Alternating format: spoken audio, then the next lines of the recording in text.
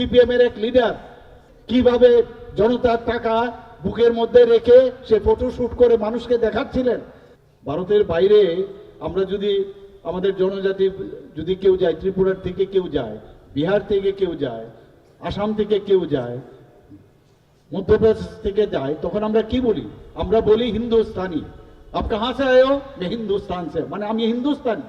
ত্রিপুরার থেকে আমরা যখন যাব, মণিপুর থেকে যখন কেউ যাবে সে মণিপুরি, ত্রিপুরার থেকে যে যাবে সে ত্রিপুরি, এবং কেউ যদি বাঙাল থেকে যায় বাঙালি। তো সেই জায়গার মধ্যে দাঁড়িয়ে আমি সবসময় বলছি এখন যে আমরা ত্রিপুরার থেকে যখন আমরা যাব কোথাও, আমরা সবাই ত্রিপুরি, এখানে কোনো আলাদা কিচ্ছু হবে না, কিন্তু যার যার আলাদা আলাদা থাকতে পারে, সেটাই হচ্ছে আসল মূল মন্ত্র, এবং সবার ডেভেলপমেন্ট আমরা সেইভাবে আমরা খুঁজবো। কিন্তু ঘুম থেকে উঠে খালি ফাঁক খুঁজে কি করে একটা মানে কোনো জায়গায় কোনো ইস্যু পাওয়া যায় কিনা, এবং এই ফাঁকের মধ্যে ঢোকার চেষ্টা করছে এখানে। আর কমিউনিস্টদের কথা বলে তো লাভই নেই, এদের কথা তো বলে লাভ নেই। কি বলবো ওনাদেরকে?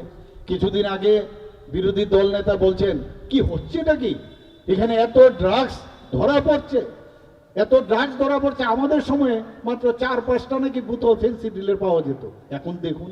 আরে আপনাদের সময় ফেন্সিডিল তো ধরতেন না আপনারা, আমরা তো ধরছি, কারণ পুলিশ কাজ করছে, বিভিন্ন এজেন্সি কাজ করছে, এর জন্য ধরা পড়ছে। আপনারা মনে নেই সেদিন যখন শুয়েছিলেন, শুয়ে বুকের মধ্যে টাকা রেখে সে আবার সেটাকে শুট করে আবার সবাইকে দেখাচ্ছে, সিপিএম এর এক লিডার। এই পয়সা কোথা থেকে আসতো আপনারা জানেন না? সেগুলো কিভাবে জনতার টাকা বুকের মধ্যে রেখে সে ফটো শুট করে মানুষকে দেখাচ্ছিলেন। আর আপনারা বলছেন যে এখনে বিজেপির কাটমানি ইত্যাদি ইত্যাদি নানা রকম আপনাদের সময় কি কি করেছেন সেগুলো আর সব মানুষ জানে।